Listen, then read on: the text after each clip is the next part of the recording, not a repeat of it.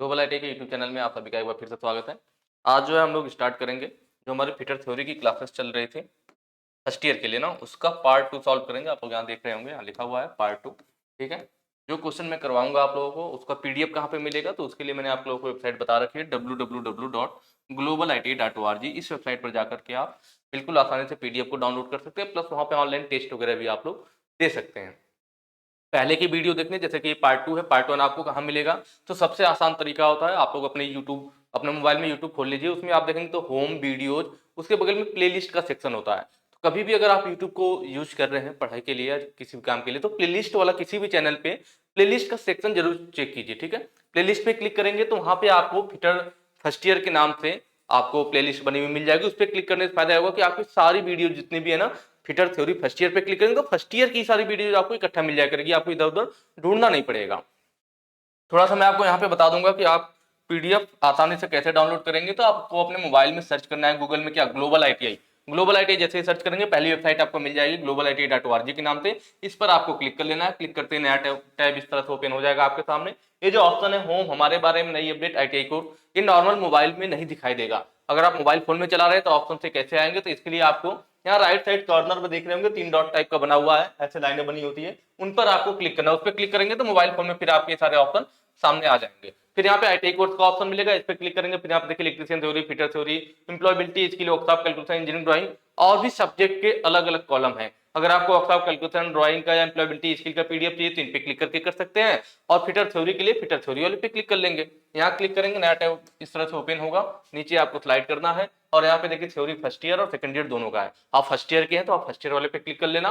फिर इस तरह से नया टैब ओपन हो जाएगा और उसको नीचे हम स्लाइड करते हुए जाएंगे। तो यहाँ पर देखिए पीडीएफ वगैरह जो भी है यहाँ पे अपडेट होता रहता है। टेस्ट है, पीडीएफ है, सारी चीजें यहाँ पे जैसे जैसे मैं क्लासेस करवाते जाऊंगा वैसे वैसे चीजें अपडेट होते जाएंगी। तो आप लोग इसको प्रॉपर तरीके से चेक करते रहिए जब भी आप पढ़ाई करने जा रहे हैं। ठीक है, चलिए क्वेश्चन की तरफ हम लोग चलेंगे। ठीक है, पार्ट 1 में हमने 15 क्वेश्चन किया था। ठीक है, हर एक पार्ट में लगभग 15 क्वेश्चन हम लोग सॉल्व करेंगे। तो इसलिए यहाँ पे जो पार्ट सेकेंड है तो यहाँ पे हम लोग देख रहे हैं कि 16 नंबर से स्टार्ट है। तो अगर आपने पहले वाली वीडियो नहीं देखी है तो एक बार उसको देख लीजिएगा। ठीक है, पहले पार्ट 1 देख लीजिए फिर पार्ट 2 पे आइएगा। चलिए, पहला क्वेश्चन कह रहा है कि यह रोड साइन किस तरह का है। यहाँ पे आपको दिख रहा होगा फिगर में ये सिंबल। देखिए क्वेश्चन में आपकी इतना ही है। ठीक है, यह वाला फिगर देकर के आपसे पूछ रहा है। इधर जो साइड में फिगर दिख रही है मैंने अलग से ले रखा है आपको ऑप्शन के हिसाब से समझाने के लिए। ठीक है, वो अलग से मैंने ले रखा है, लेकिन आपके क्वेश्चन में सिर्फ इतना ही है। तो यहाँ पे इस फिगर को दिखा रखा है, आप पूछ रहा है कि यह किस तरह का साइन है। पुलिस का सिग्नल है। ठीक है, कॉशनरी साइन मतलब सावधानी का संकेत, मैंडेटरी साइन है, अनिवार्य संकेत मतलब जो करना। मैंडेटरी का मतलब होता है अगर कहीं पे कोई मैंडेटरी साइन बना हुआ है ना, इसका मतलब वो आपको करना ही है। ठीक है, मैंडेटरी का मतलब वो काम आपको करना ये अनिवार्य है, उसको किए बिना आगे नहीं बढ़ सकते। आप देखते होंगे आजकल फॉर्म वगैरह में भी स्टार लगा करके आता है कि अगर स्टार लगा हुआ मतलब मैंडेटरी है, उस कॉलम को आपको भरना ही है। तो वही चीज यहाँ पे होता है। ठीक है, इन्फॉर्मेशन साइन का मतलब है सूचनात्मक वाला चिन्ह होता है, जो आपको इन्फॉर्मेशन कोई जानकारी जिससे मिले तो इन्फॉर्मेशन साइन हो जाएगा। जैसे कि इसका यहाँ पे पूछ रखा है तो आप देखिए इसका क्या मतलब होता है। आप रोड वगैरह पे चलते हैं तो देखेंगे जहां पर भी इस तरह के सिंबल बना होता है एरो दिखा रखा है। यह कह रहा है कि इधर जाएंगे तो क्या मिलेगा आपको, यहाँ पे बना हुआ सिंबल की पेट्रोल पंप मिलेगा। तो यह हमें एक जानकारी दे रहा है ना, इन्फॉर्मेशन दे रहा है कि अगर आप इस साइड पे जाएंगे तो क्या मिलेगा, आपको पेट्रोल पंप मिलेगा।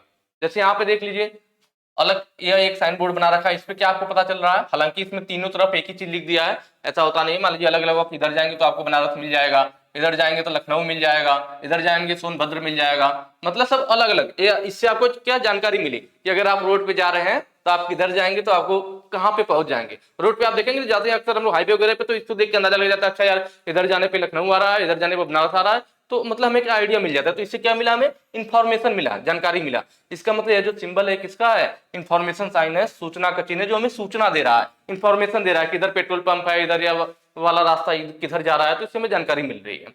अनिवार्य संकेत कौन सा होता है, मैंडेटरी वाला। तो यहाँ पर हम देखेंगे जो ये तीनों सिंबल है ये मैंडेटरी साइन के अंतर्गत आते हैं।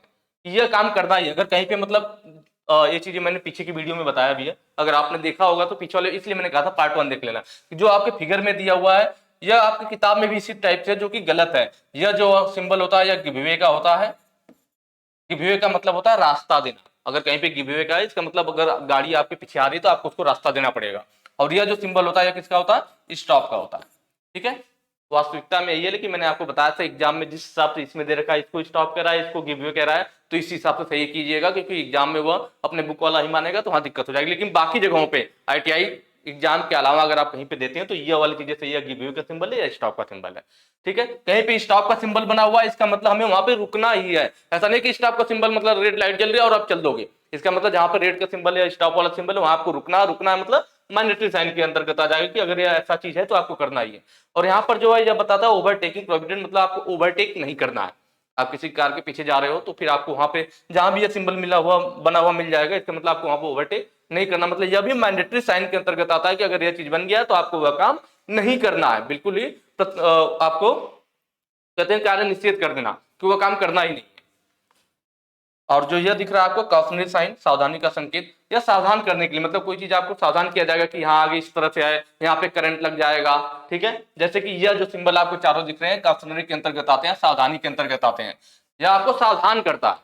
जैसे जहां पे बताया था ना गार्डेड, अगर त्रिभुज के अंदर रेलवे पटरी दिख रहा है तो इसका मतलब क्या, गार्डेड है, मतलब यहाँ पे गार्ड है, वो आपको बताया जा रहा है कि यहाँ पे गार्ड है। जबकि अनगार्डेड वाले में क्या है, अगर त्रिभुज के अंदर ऐसे ट्रेन दिख रही है तो अनगार्डेड है, मतलब यहाँ पे गार्ड उपस्थित नहीं है। तो इसका मतलब नहीं है कि आपको वहां जाना ही नहीं है, इसका मतलब है कि आप स्वयं से अपना देख करके जाइए ट्रेन आ रही है या नहीं आ रही है ऐसी जगहों पे। ठीक है, पेडेस्ट्रियन क्रॉसिंग, यह भी आपका क्या है, एक आपका सावधानी का संकेत है कि आप कार चला रहे हो, अगर यहाँ पे कहीं भी इस तरह का क्रॉसिंग बना हुआ तो आप समझ जाओगे कि ये पैदल चलने वालों का मार्ग है, मतलब मुझे अपनी गाड़ी को धीमे कर लेना है। ठीक है, आपको सावधान किया जा रहा है। स्कूल, इसका भी मतलब क्या होता है, यहाँ पे बच्चा एक बैग लेकर के जा रहा है तो इसका मतलब यहाँ पर स्कूल है, कॉलेज है। तो यह जितने भी चारों सिंबल्स थे वो किसके थे, सावधानी के संकेत के थे। और यह जो तीनों हमने देखा है मैंडेटरी वाला था, और यह आपका कौन सा था, इंफॉर्मेशन वाला था। तो इस चीज को नोट कर लीजिएगा। चलिए इसमें टिक हो गया, आगे चलेंगे।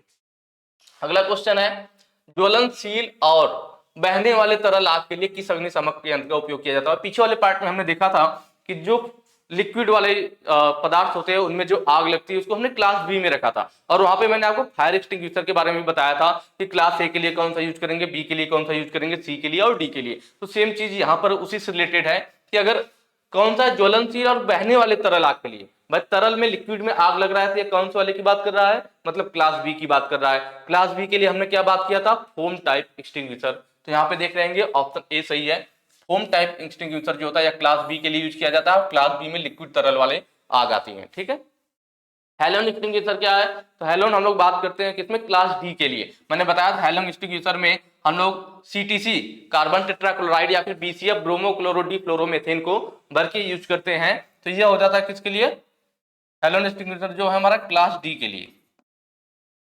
ठीक है, और ड्राई पाउडर एक्सटिंग्विशर यह क्लास सी के लिए यूज किया जाता है, मतलब जो गैस वगैरह में आग लगती है उसके लिए हम लोग ड्राई पाउडर वाला यूज करते हैं क्लास सी के लिए। ठीक है, कार्बन डाइऑक्साइड जो है, तो कार्बन डाइऑक्साइड को हम लोग कभी कभी क्लास बी के लिए भी यूज कर लेते हैं। तो लेकिन यहाँ पे ऑप्शन देखिए फोम वाला ना, अगर फोम वाला ऑप्शन में है तो फोम वाला को ही सही करेंगे। अगर फोम ऑप्शन में नहीं होता, फोम टाइप एक्सटिंग्विशर अगर ऑप्शन में नहीं होता उस केस में हम लोग Ca2 को सही कर लेते, लेकिन जब फोम टाइप एक्सटिंग्विशर रहेगा तो हम लोग फोम वाले को सही करेंगे। चलिए नेक्स्ट पे चलेंगे। अगला है आपके सामने, प्राथमिक चिकित्सा के ABC में ए क्या दर्शाता है। प्राथमिक चिकित्सा जो होता है फर्स्ट एड होता है, उसमें ABC होता है ना, तो ए किस चीज को डिनोट कर रहा है, बी किस को डिनोट कर रहा है, और सी, तीनों का अलग अलग मतलब होता है। ABC प्राथमिक चिकित्सा में वर्ड आते हैं, अक्सर एग्जाम में पूछ लेता है। ठीक है, ए का मतलब क्या है, बी का और सी का। ए का मतलब होता है एयरवे, मतलब अगर किसी व्यक्ति को चोट लगता है, कोई दुर्घटना होता है, तो उस केस में सबसे पहला मतलब ये सिखाने के लिए बताया जाता है कि भाई फर्स्ट एड के लिए हमें क्या ध्यान रखना होता है। ABC या 3 वर्ड दिए गए कि पहले हमें ध्यान देना पड़ेगा ए का मतलब एयरवे, कि जो व्यक्ति को चोट लगी है तो उसको प्रॉपर हवा मिल रहा है या नहीं, क्योंकि चोट लगने पे सबसे पहले दिक्कत आती है सांस लेने की। ठीक है, और पता चला किसी व्यक्ति को चोट लगी तो आजकल सीधी सी बात है, चोट लगती है फटाफट लोग चारों किनारे क्या करते हैं, घेर करके खड़े हो जाते हैं। एक तो उसको चोट लगी है, सांस लेने में वैसे ही दिक्कत हो रही है, आप लोग भी चारों तरफ घेर करके खड़े हो गए, उसको हवा मिलेगी प्रॉपर, मिलेगी नहीं, नहीं मिलेगी तो पता चला बेचारा जो थोड़ी देर तक चलना था जिससे हॉस्पिटल भी शायद पहुंच जाता, लेकिन आप लोग पहले ही ले लोगे उसको। ठीक है, इसलिए कभी भी अगर व्यक्ति को चोट लगती है तो कोशिश की, अगर आप वहां पे हैं बताइए कि भैया इसको घेर के खड़ा मत होइए, दूर दूर रहिए, थोड़ा उसको हवा मिलने दीजिए। ठीक है, तो हमें इस बात का ध्यान रखता हूं, यही पहला बताता है एयरवे, कि मतलब जो रोगी है जिसको चोट लगा हुआ है उसको प्रॉपर हवा मिल रहा है या नहीं मिल रहा है। अगर लोग घेर के खड़े हैं तो वहां से उनको दूर हटाइए कि थोड़ा हवा प्रॉपर आने दीजिए, जिससे कि उसको सांस लेने में दिक्कत ना हो। बी का मतलब होता है ब्रीथिंग, मतलब हम उसके फिर सांस को चेक करते हैं, मतलब उसके नाक के पास आप उंगली वगैरह देख के लगा के देख सकते हैं कि सांस चल रही है या नहीं, ब्रीथिंग। कि जो जिसको चोट लगा हुआ है वो प्रॉपर सांस ले रहा है या नहीं ले रहा है। सी का मतलब सर्कुलेशन होता है कि उसका ब्लड सर्कुलेशन चल रहा है नहीं, ठीक है। जैसे डॉक्टर वगैरह हाथ की नाड़ी को ऐसे पकड़ के चेक करते हैं ना, तो आप पकड़ के देख सकते हो, मतलब ब्लड सर्कुलेशन उसका प्रॉपर चलना चाहिए। तो ए बी सी का मतलब है ये, ए का मतलब एयरवे, बी का मतलब ब्रीथिंग मतलब सांस चलने का, और सी का मतलब सर्कुलेशन से होता है। तो तीनों आपको फुल फॉर्म ध्यान रखना है। तो यहाँ पे हमसे किसका पूछा था, ए का पूछ रखा था, तो ए का मतलब एयरवे, ऑप्शन ए आपका बिल्कुल सही हो जाएगा। चलिए नेक्स्ट क्वेश्चन पे चलेंगे। अगला है जैविक कंपाउंड में मटेरियल को तोड़ने की प्रक्रिया क्या है जिसे खाद के रूप में इस्तेमाल किया जा सकता है। ठीक है, जो हमारा वेस्ट मटेरियल होता है उसको अलग अलग विधि से हम लोग उसको, मतलब जो खराब मटेरियल है ना उसको अलग अलग विधि से निपटाया जाता है उसको। तो वही चीज यहाँ पे पूछ रखा है कि जैविक कंपाउंड में मटेरियल को, मतलब जो हमारा मटेरियल जो वेस्ट मटेरियल है उसको जैविक कंपाउंड के रूप में बदल करके हम उसे खाद के रूप में यूज कर पाए, तो वह किस विधि के द्वारा किया जाता है। तो वह होता है आपका कंपोस्टिंग, जो ऑप्शन सी है कंपोस्टिंग। कंपोस्टिंग के द्वारा क्या करते हैं, जो हमारा वेस्ट मटेरियल है उसको जैविक कंपाउंड के रूप में तोड़ देते हैं और फिर उसको हम खाद के रूप में यूज कर पाते हैं। ठीक है, लैंड फिल्स में क्या होता है, तो देखिए ये थोड़ा सा महंगा काम हो जाता है। लैंड फिल्स का मतलब जो भी आपके पास वेस्टिंग मटेरियल है उसके लिए आप क्या करो, किसी भी जमीन पे आप गड्ढा खोदो, ठीक है, 2-3 फीट का गड्ढा खोदिए और वहां पे सारे वेस्टिंग मटेरियल को उसके अंदर डाल करके फिर ढक दीजिए। तो यह क्या थोड़ा महंगा हो जाता है क्योंकि आपको वेस्ट मटेरियल को निपटाने के लिए आपको जमीन की जरूरत पड़ जाएगी, यहाँ रहने के लिए जमीन नहीं मिल रही है। ठीक है, तो उसके लिए पता चला आप कहाँ से इतना जमीन ढूंढोगे और वहां पे बार बार खुदाई करो और उसमें गड्ढे में ले जाकर के वेस्ट मटेरियल, तो यह फिर थोड़ा महंगा काम हो जाता है लैंड फिल्स। अगला है आपका रिसाइकलिंग। रिसाइकलिंग मतलब उसको दोबारा से उसकी एनर्जी को यूज कर पाना, या बहुत ही मतलब सही होता है जो रिसाइकलिंग है, सबसे बढ़िया यही होता है कि हम उसकी एनर्जी को दोबारा यूज कर पाते हैं। लास्ट में जो है बर्निंग वेस्ट मटेरियल, तो ये भी बिल्कुल नॉर्मल सा है, समझ में। बर्निंग का मतलब जलाना, वेस्ट मटेरियल मतलब वेस्ट मटेरियल को तो हम लोग जला के, जैसे वेस्ट मटेरियल आप देखते हैं कागज वगैरह कूड़ा वगैरह ढेर सारा लगता है, लेकिन उसको जला देंगे तो थोड़ी सी राख बन जाती है। तो यह भी एक अच्छी विधि है जिसकी मदद से हम लोग वेस्ट मटेरियल को खत्म कर सकते हैं। चलिए आगे क्वेश्चन पे चलेंगे। प्लास्टिक कचरा बिन के लिए कलर कोड क्या है, ये मैंने देखिए ये भी पिछले वाले पार्ट में आया हुआ था, अगर आप लोगों ने ध्यान से पढ़ा होगा तो याद भी होगा और काफी लोगों ने अब तक इसको टिक भी कर लिया होगा। ठीक है, आप कमेंट करके बताइए कितने लोगों को याद था कि हाँ ये वाला हमने पिछले पार्ट में पढ़ा था और बिल्कुल सही आपने अब तक टिक भी कर दिया है। ठीक है, कमेंट करके जरूर बताना।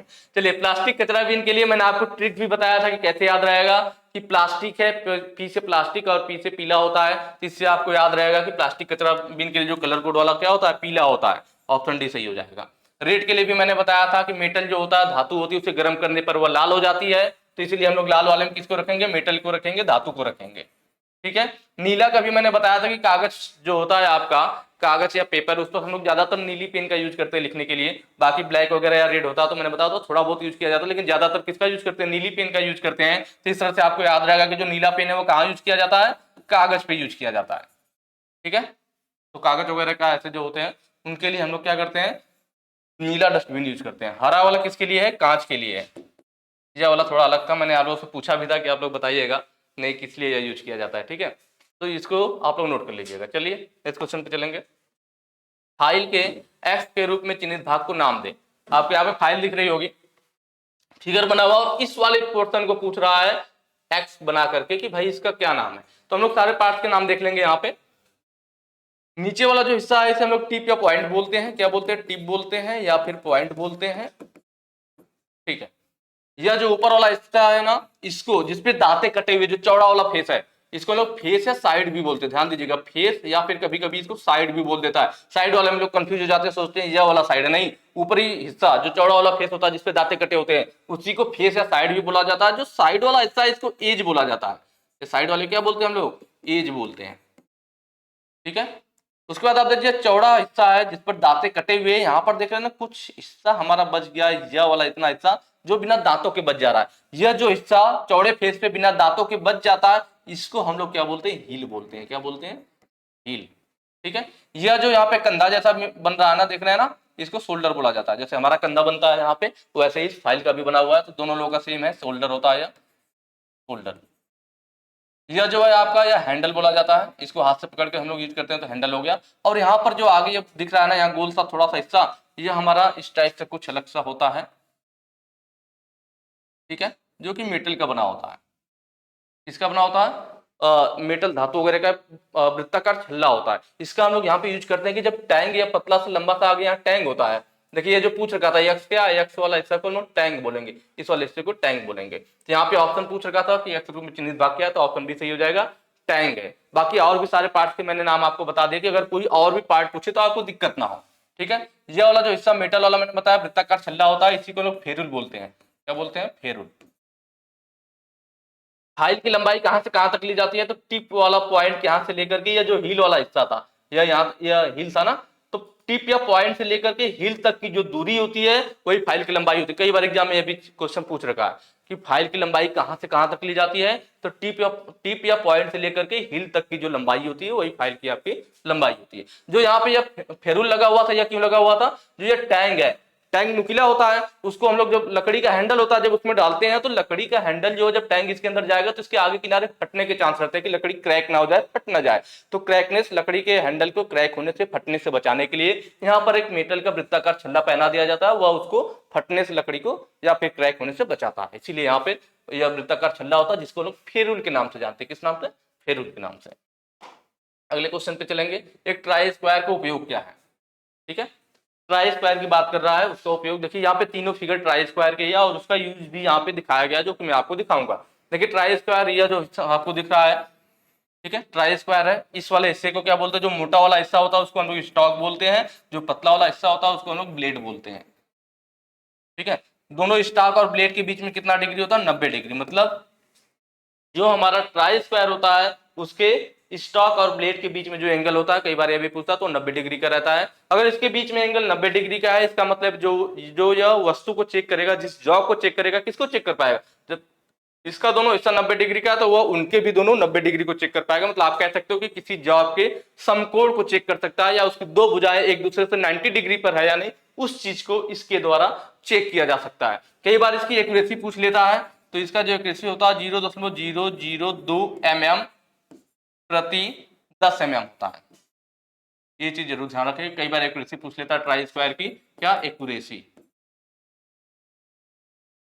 ठीक है। तो यहाँ पे था ट्राई स्क्वायर का उपयोग क्या है। देखिए पहला ही ऑप्शन है टू चेक राइट एंगल, समकोण की जांच करना, क्योंकि इसकी दोनों भुजाएं एक दूसरे से समकोण पर है, तो यह भी समकोण की जांच करेगा। कैसे जांच करेगा, तो वही इस फिगर में देखिए दिखाया गया, इसलिए मैंने फिगर ले रखा है कि यह जॉब हो गया, जॉब को फिनिश करने के बाद इसकी यह वाली सरफेस और यह वाली सरफेस दोनों एक दूसरे से 90 डिग्री पर है या नहीं, तो इस तरह से हम लगाते हैं। अगर इस ब्लेड के बीच में और इस वस्तु के बीच में अगर थोड़ा भी गैप ना आए, और इधर स्टॉक और इस वस्तु की भुजा के बीच में थोड़ा भी गैप ना आए, बिल्कुल चिपका हुआ हो, गैप ना आए, कैसे पता चलेगा, तो उसको हम लोग उजाले की तरफ करते हैं। ऐसे जॉब पर लगाने के बाद उजाले की तरफ करेंगे, अगर थोड़ा भी गैप होगा तो उसके बीच से रोशनी दिखाई देगी, तो हमें पता चल जाएगा कि यहाँ पे थोड़ी सरफेस डाउन हो, मतलब दोनों बिल्कुल एक दूसरे से 90 डिग्री पर नहीं है। तो इस तरह से 90 डिग्री पे चेक किया जा सकता है। और यह जो दूसरा यहाँ पे दिखा रखा है, यह दिखा रखा है इसकी समतलता को चेक कर रहा है कि जॉब पर ऐसे रख करके फिर उसको हम लोग आगे को खिसकाते हैं और देखते हैं कि जॉब पूरी हमारी जो इसकी सरफेस है समतल है या नहीं है।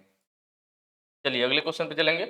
अगला कह रहा है कौन सा मार्किंग मीडिया जहरीला है। देखिए मार्किंग मीडिया क्या होता है, मार्किंग का मतलब मार्किंग करने के लिए, मीडिया मतलब माध्यम, ठीक है। मीडिया का मतलब क्या, माध्यम, मतलब ऐसा माध्यम जिसकी मदद से मार्किंग हमें आसानी से साफ साफ दिखाई दे। क्योंकि आप जानते हैं हम जो मेटल यूज करते हैं, ठीक है, जिसमें मार्किंग करके, तो मेटल पे क्या जंग लग जाता है ना, या नॉर्मल मेटल होगा उस पर क्या आप कोई जो हमारे पास स्क्राइबर होता है उससे लाइन खींचेंगे तो लाइन साफ साफ दिखाई देगी, नहीं देगी, क्योंकि वो मेटल है, मेटल पे साफ साफ दिखाई नहीं देगा। तो इसके लिए हम लोग क्या करते हैं, इस मेटल पे हम लोग चाक का एक लेप लगा लेते हैं, चाक को हल्का पानी मिला लीजिए और उसका लेप चढ़ा दीजिए, तो इससे क्या होगा, सूखने के बाद बिल्कुल सफेद दिखने लगता है। अब उस पर अगर स्क्राइबर से हम निशान लगाएंगे तो सफेद वाला पॉइंट हटता जाएगा और वहां पर मार्किंग बिल्कुल हमें साफ साफ दिखाई देगी। तो मार्किंग मीडिया का काम यही है कि जिससे मार्किंग मीडिया मतलब मार्किंग के लिए माध्यम, जिससे कि मार्किंग हमें साफ साफ दिखाई दे। तो यही काम होता है किसका, मार्किंग मीडिया का काम होता है। मार्किंग मीडिया के रूप में हम लोग ये सब चीजें यूज करते हैं, white wash, Persian blue, copper sulphate, cellulose Likert, ठीक है। व्हाइट वाश क्या होता है, जो कि मैं अभी आपको बता रहा था, चाक को पानी में मिला लीजिए और उसका लेप लगा लीजिए जॉब पे, जब वो सूख जाएगा तो उस पर मार्किंग कर लीजिए, यह हमारा व्हाइट वाश कहलाता है। लेकिन पानी में मिलाने पर क्या रहता है कि थोड़ा जंग लगने का, मतलब क्योंकि जॉब भाई वैसे ही मेटल का है तो उस पर जल्दी जंग पकड़ लेता है, ठीक है। तो इसलिए हम लोग कई बार क्या करते हैं, चाक को मिथाइल स्प्रिट वगैरह में मिला करके यूज करते हैं, जिससे कि जंग ना पकड़े। और यह जो व्हाइट वाश होता है, ये हमारा फिनिश सरफेस के लिए यूज नहीं करते हैं, इसको यूज किया जाता है फोर्जिंग की गई सरफेस, जो खुरदरी सरफेस हो या फोर्जिंग की गई सरफेस हो, ऐसी जगहों पे व्हाइट वाश वाला यूज करते हैं। जो जो हमारा पर्सियन ब्लू है इसका यूज किया जाता है फिनिश सरफेस के लिए, जो जॉब हमारी फिनिश की गई हो उसके लिए यूज किया जाता है पर्सियन ब्लू। और इसके द्वारा जो मार्किंग की जाती है वो बहुत ही एक्यूरेट और स्पष्ट दिखाई देती है, लेकिन इसमें एक कमी है कि ये सूखने में बहुत ज्यादा समय लेता है। तो इसके बारे में ही अक्सर एग्जाम में पूछता है कि कौन सा ऐसा मार्किंग मीडिया है जिसको सूखने में ज्यादा समय लेता है, तो पर्सियन ब्लू है। या इसी को घुमा के पूछ लेगा कि कौन सा ऐसा मार्किंग मीडिया है जिसको सूखने में ज्यादा समय लेता है, मैंने पहले ही बता दिया है, ठीक है। या फिर कि क्यों हम इसका, जैसे पर्सियन ब्लू उल्टा पूछेगा, हाँ पर्सियन ब्लू हम लोग क्यों यूज नहीं करते हैं, तो आप ऑप्शन में ढूंढोगे कहां पे दिया कि सूखने में ज्यादा टाइम लेता है, तो इसी को आगे पीछे घुमा करके पूछ लेता है। कॉपर सल्फेट में क्या होता है कि हम लोग कॉपर सल्फेट में थोड़ा सा पानी मिलाते हैं और फिर उसमें नाइट्रिक एसिड की 2-3 बूंदे मिला करके इसको यूज करते हैं। इसका भी यूज किया जाता है फिनिश सरफेस के लिए, लेकिन यही एक ऐसा पदार्थ है जो कि जहरीला होता है, तो इसको हमें बहुत ध्यानपूर्वक रखने की जरूरत पड़ती है, कहीं पे संभाल के कि बच्चों की पहुंच से दूर रहे या फिर नॉर्मल इंसान की पहुंच से भी वो दूर रहे, क्योंकि ये क्या होता है, जहरीला होता है। तो ऑप्शन सी हमारा सही हो जाएगा कि कौन सा मार्किंग मीडिया जहरीला होता है, वह कॉपर सल्फेट है। सेल्यूलोज लाइकर में क्या है कि यह व्यापारिक रूप में दुकानों पर भी उपलब्ध होता है और यह जल्दी सूख भी जाता है, तो यह एक तरह का एक अच्छा मार्किंग मीडिया है सेल्यूलोज लाइकर। चलिए नेक्स्ट क्वेश्चन पे चलेंगे। यूनिवर्सल सरफेस गेज का कौन सा हिस्सा स्क्राइबर को पकड़ता है? यहाँ पे आपको दिख रहा होगा फिगर, इसके साथ में फिगर मैंने अलग से ले रखा है जिससे कि आपको आसानी से समझ में आ जाए। यूनिवर्सल सरफेस गेज, इसका काम होता है एक तो लेथ मशीन पर जो जॉब को हम लोग सेंटर में करते हैं तो वह भी आसानी से इसके द्वारा चेक हो जाता है, क्योंकि इसके नीचे वी ग्रूव बना हुआ है, इसके बेस में वी ग्रूव बना होता है, तो रॉड वगैरह पर भी रखने में आसानी होता है, कोई दिक्कत नहीं होता है।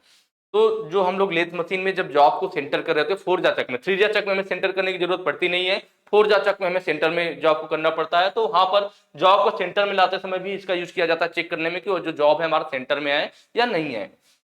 दूसरा चीज जो हमारा एंगल प्लेट होता है, एंगल प्लेट के सहारे हम जॉब को खड़ा कर देते हैं और जॉब पर विभिन्न ऊंचाइयों पर समांतर लाइनें खींचने के लिए भी हम लोग इसका यूज कर सकते हैं, किसका, यूनिवर्सल सरफेस गेज का, या फिर किसी जॉब की ऊंचाई को भी इसकी मदद से चेक किया जा सकता है। तो यह सारे काम आपके यूनिवर्सल सरफेस गेज के हैं। इसके पार्ट्स के नाम हम लोग थोड़ा सा देख लेंगे तो यहाँ पे आपका आंसर भी मिल जाएगा। यह आपको दिख रहा है, यह वाला हिस्सा क्या कहलाता है, बेस कहलाता है। बेस यहाँ पे लिखा भी होगा, शायद आपको दिख रहा हो, फाइन एडजस्टिंग स्क्रू, यह वाला हिस्सा। और यह फाइन एडजस्टिंग स्क्रू किससे जुड़ा हुआ है, रॉकर आर्म से। यह होता है हमारा रॉकर आर्म, रॉकर आर्म। और रॉकर आर्म के दूसरे साइड ये किससे जुड़ा हुआ है, स्पिंडल से। मतलब जो हमारा रॉकर आर्म है एक साइड वो जुड़ा हुआ है किससे, फाइन एडजस्टिंग स्क्रू से, और दूसरी साइड स्पिंडल से जुड़ा हुआ है। ये रॉकर आर्म ही है जिसकी मदद से हम लोग स्पिंडल को थोड़ा बहुत एडजस्ट कर सकते हैं। यहाँ पे देखेंगे तो यह इसमें लगा हुआ है स्क्राइबर, स्क्राइबर। और स्क्राइबर को पकड़ने के लिए हमने क्या यूज किया, स्नग। इसको हम लोग स्नग की मदद से स्क्राइबर को पकड़ा गया। और यह क्लैंपिंग नट है, क्लैंपिंग नट को टाइट कर देते तो यह एक जगह फिक्स हो जाता है। तो यही क्वेश्चन में पूछा भी था कि यूनिवर्सल सरफेस गेज का कौन सा हिस्सा स्क्राइबर को पकड़ रहा था, स्क्राइबर को किसने पकड़ रखा है, इस स्नग ने पकड़ रखा है। तो ऑप्शन यहाँ पर ए सही हो जाएगा, स्नग। ठीक है। गाइड पिन, गाइड पिन हमारा बेस में होता है, यहाँ बेस देख रहे हैं, बेस में यह 2 गाइड पिने हैं। इनकी मदद से क्या होता है कि जो हमारा सरफेस प्लेट होता है उस पर जब हम लोग इस यूनिवर्सल सरफेस गेज को आगे पीछे खिसकाते हैं तो वो बिल्कुल सीध में चले, पैरेलल चले। तो यह दोनों गाइड पिन क्या होता है कि एक किनारे से टकराती है, ये हमारा सरफेस गेज हो गया ना, तो ये जो गाइड पिन हो जाएगा, एक गाइड पिन यहाँ, एक गाइड पिन यहाँ आ जाएगी। जब इसको खिसकाएंगे तो इस सारे चलेगी और किनारे के बिल्कुल पैरेलल चलेगी। तो यह काम होता है किसका, गाइड पिन का होता है। रॉकर आर्म मैंने बताया आपको, जो रॉकर आर्म है एक साइड फाइन एडजस्टिंग स्क्रू से जुड़ा है, दूसरी साइड स्पिंडल से। तो इन फाइन एडजस्टिंग स्क्रू की मदद से जब इसे टाइट करेंगे तो रॉकर आर्म ही होता है जो स्पिंडल को थोड़ा बहुत एडजस्ट करता है। और लास्ट है फाइन एडजस्टमेंट स्क्रू, तो उसका काम हो है एडजस्ट करने के लिए, थोड़ा बहुत कम ज्यादा करना हो तो उसके लिए यूज करते हैं। चलिए नेक्स्ट क्वेश्चन पे चलेंगे। अगला, इस वाइस का नाम क्या है, ये फिगर में आपको दिख रहा होगा और इसका नाम पूछ रहा है। इस वाइस को हम लोग क्या कहते हैं, इस वाइस को हैंड वाइस कहते हैं। इसकी जो लंबाई होती है वो लगभग 125 से 150 mm होती है और इसकी जा की जो चौड़ाई होती है लगभग 40 से 44 mm होती है। कितना होता है, 40 से 44 mm। तो कई बार इसकी जा की चौड़ाई भी पूछ लेता, तो 40 से 44 mm। लंबाई की बात की जाए तो हाथ लेकर के रिवेट के सेंटर तक लिया जाता है और जो लंबाई होती है वह 125 से जनरली 150 mm रहता है। ठीक है। यह वाला जो नट हो देख रहे हैं आप, कई बार नट वगैरह आपके एग्जाम में भी पूछ लेता है। हेक्सा ब्लेड में भी यह नट लगा होता है और आपके इस हैंड वाइस में भी लगा होता है। यह जो नट होता है इसको लोग विंग नट के नाम से जानते हैं। कौन से नट के नाम से, विंग नट के नाम से जानते हैं। तो एक तो ये क्लियर हो गया कौन सी वाइस है, हैंड वाइस है। यूज कहाँ करेंगे, तो रिविट वगैरह को पकड़ना हो, कील को पकड़ना हो, स्क्रू को पकड़ना, या किसी पतली चद्दर में आपको ड्रिल करना है तो चद्दर को आप डायरेक्ट ड्रिल मशीन पे लगा नहीं सकते भाई। वाइस पतली चद्दर है, वाइस में दबाएंगे तो चद्दर मुड़ जाएगी, हाथ से पकड़ेंगे झटका पे ड्रिल चलेगा तो आपका हाथ में चोट लग सकता है। तो इसलिए पतली चद्दर वगैरह में अगर ड्रिल करना है तो सबसे पहले हम लोग उसे इस हैंड वाइस में पकड़ लेते हैं और उसके बाद फिर ड्रिल करते हैं। तो ऐसे कामों में भी इस हैंड वाइस का यूज किया जाता है। जो पहला यहाँ पे ऑप्शन है पिन वाइस, इसके लिए देखिए मैंने यह अलग से फिगर ले रखा है, ये पिन वाइज होता है, इसके आगे कॉलेट चक लगा होता है। तो कोई महीन तारनुमा जॉब हो, तारनुमा महीन जॉब हो, या कोई पिन वगैरह हो, इस टाइप की सुई वगैरह टाइप की चीजें पकड़नी हो, तो वहां पे हम लोग पिन वाइज का यूज करते हैं। ठीक है, पाइप वाइज, पाइप वाइज आपको दिख रहा होगा, ये वाला जो फिगर है या पाइप वाइज का है, किसका है, पाइप वाइज। पाइप को पकड़ने के लिए, गोल जॉब को पकड़ने के लिए हम लोग इसका देखिए नाम ही है पाइप वाइज, इसका यूज किया जाएगा पाइप को पकड़ने के लिए। कई बार एक क्वेश्चन में यह भी पूछता है कि यह पाइप को कितने स्थानों से कितने पॉइंट से पकड़ता है, तो एक देखिए पाइप का ऐसा यहाँ टकराएगा, एक यहाँ टकराएगा, दो ऊपर और दो नीचे, मतलब 4 पॉइंट। कितने पॉइंट से पकड़ता है, 4 पॉइंट से पकड़ता है, इस चीज को ध्यान रखेंगे। लास्ट है आपका क्विक रिलीजिंग वाइस। जो जब फिगर दिख रहा है ना, जो क्विक रिलीजिंग वाइस होता है, या नॉर्मल हमारा बेंच वाइस के समान होता है। इसमें भी देखिए फिक्स जॉ, मूवेबल जॉ है, गाइड पिन वगैरह सारी चीजें हैं, बस इसमें फर्क क्या होता है क्विक रिलीजिंग वाइस में, नाम से देखिए पता चल रहा है ना, क्विक रिलीजिंग वाइस मतलब ऐसी वाइस जो क्विक मतलब तुरंत रिलीज कर दे। एक तुम्हारी नॉर्मल बेंच वाइस हो गई, उसके हैंडल को हम बराबर घुमाते रहते हैं तब वो जॉब को रिलीज करता है, लेकिन ये तुरंत रिलीज कर देता है। क्विक रिलीज कैसे करता है, तो इसके लिए हम देखते हैं कि यहाँ पे इसका जो मूवेबल जो होता है ना, यहाँ पे एक क्विक रिलीज लीवर लगा होता है, पतला सा आपको दिख रहा होगा पिन जैसा, यहाँ पे एक क्विक रिलीजिंग लीवर लगा हुआ। इस लीवर को खींचते अंदर हाफ नट होते हैं, इस लीवर को खींचते ही नट 2 भागों में बढ़ जाता है। फिर हम जो यह वाइस है ना, इसको डायरेक्ट खींच लेंगे, हैंडल को घुमाने की जरूरत नहीं है। मूवेबल जॉ कैसे मूव करेगा, जैसे हम यहाँ पे रिलीज को सॉरी लीवर को दबाएंगे, वह जो नट है हमारा ना, वो 2 भागों में अलग हो जाएगा, फिर हम लोग इसको सीधे पीछे खींच देंगे और हमारा जॉब बाहर निकल जाएगा। क्विक रिलीज मतलब हमने तुरंत रिलीज किया, इसको दबाते ही तुरंत इसको खींच करके बाहर निकाल लिया, इसीलिए इसको क्विक रिलीजिंग वाइस कहते हैं। ठीक है, नेक्स्ट क्वेश्चन पे चलेंगे। अगला है, कुछ स्ट्रोक के बाद एक नया हेक्सा ब्लेड ढीला हो जाता है, जिसकी वजह है। कुछ स्ट्रोक के बाद नया हेक्सा ब्लेड, जैसे किसी भी हेक्सा में हम लोग नया ब्लेड लगाते हैं, तो 2-4 बार 5 बार चलाने के बाद 10 बार चलाने के बाद क्या होता है, जो पहली बार नया नया ब्लेड लगाते हैं तो वो थोड़ा सा ढीला पड़ जाता है। तो उसका रीजन क्या है, वही चीज पूछ रहा है। जो ऑप्शन है यहाँ पे कह रहा है ब्लेड का खींच जाना, पहला वाला ही सही है कि जब शुरू में नया ब्लेड लगाओगे आप, तो जब आप उसको चलाना शुरू करोगे तो क्या होगा, ब्लेड में खिंचाव होगा, जब ब्लेड खींचेगा तो थोड़ा सा ढीला पड़ जाएगा, फिर हमें उसे दोबारा विंग नट के द्वारा टाइट करना पड़ता है। तो इसलिए ऑप्शन ए यहाँ पे सही हो जाएगा, स्ट्रेचिंग ऑफ ब्लेड, ब्लेड का खींच जाना। नेक्स्ट क्वेश्चन पे चलेंगे। पहले कट और पतले वर्कपीस को कटते समय दांते बहुत आसानी से क्यों टूटते हैं।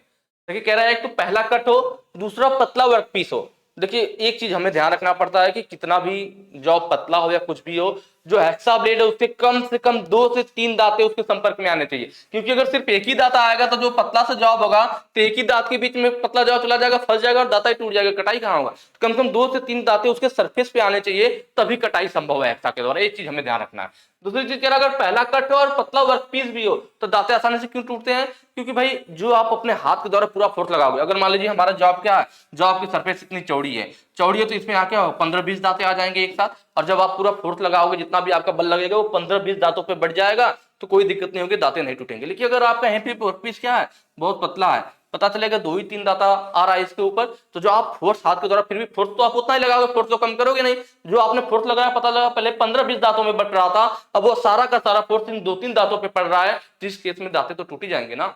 तो वही चीज कह रहा है कि पहले कट और पतले वर्कपीस के कट समय दांते आसानी से क्यों टूटते हैं, क्योंकि हाथ का बल केवल कुछ दांतों पर काम करता है। जो ऑप्शन डी कह रहा है बिल्कुल सही है, क्योंकि वही पतला वर्कपीस होगा तो 2 ही 3 दांते होंगे और सारा बल हमारा उन्हीं दोनों 2-3 दांतों पे काम करेगा, तो उस केस में हमारे क्या होंगे, दांते आसानी से टूट जाते हैं।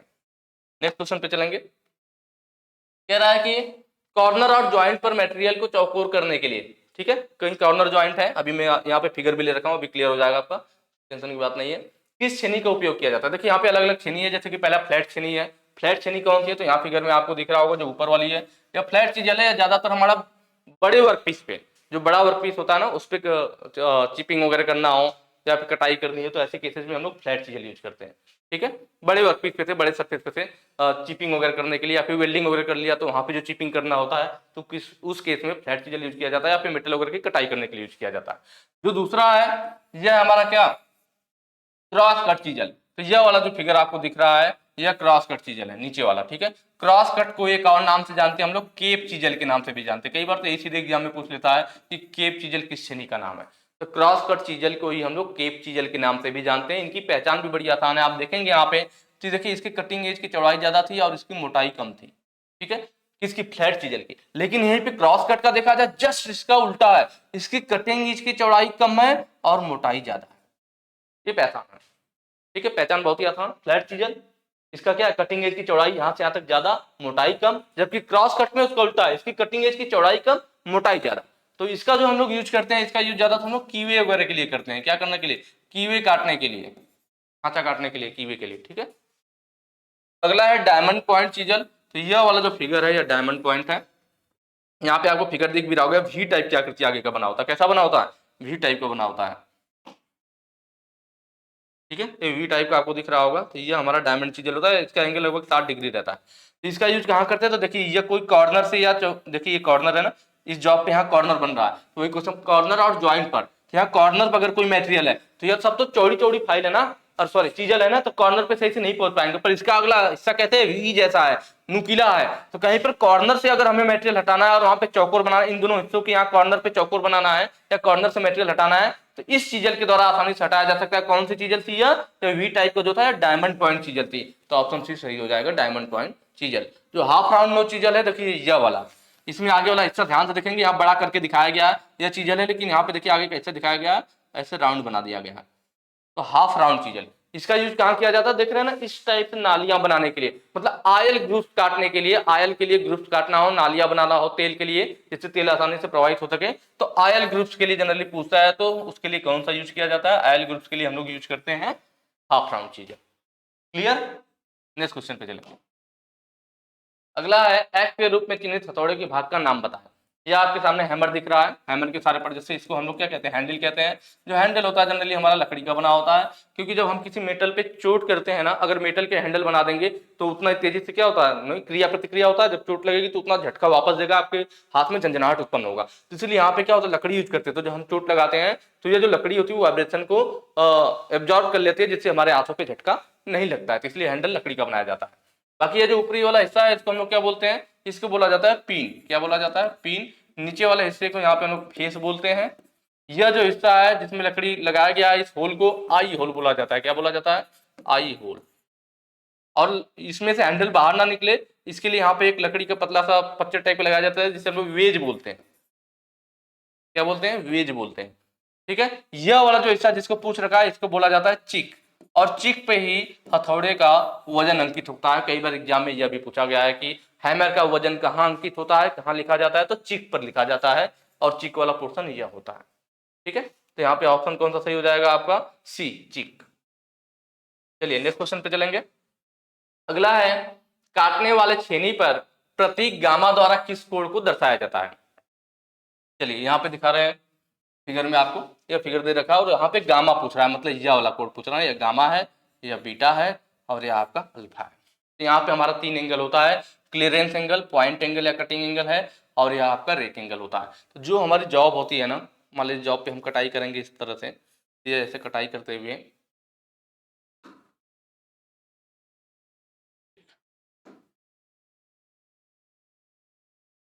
ठीक है, ये जॉब होती है हमारी, ऐसे कटाई करते हुए जाते हैं, और एक चिप से हाथ से निकलता है, ऐसे चिप, ठीक है। तो जब चीजें की तरह कटाई करते हैं, तो जो यह जॉब की सरफेस है जिस पे कटाई की जा रही है, तो कटिंग की हुई सरफेस और चीजल का जो निचला फेस है, इन दोनों के बीच जो एंगल बनता है, इसी को हम लोग क्या कहते हैं, क्लियरेंस एंगल। मतलब यह जो अल्फा होता है हमारा, यह क्या होता है, क्लियरेंस एंगल होता है, क्लियरेंस, स्पेलिंग थोड़ी गड़बड़ हो जा रही है, क्लियरेंस एंगल, ठीक है।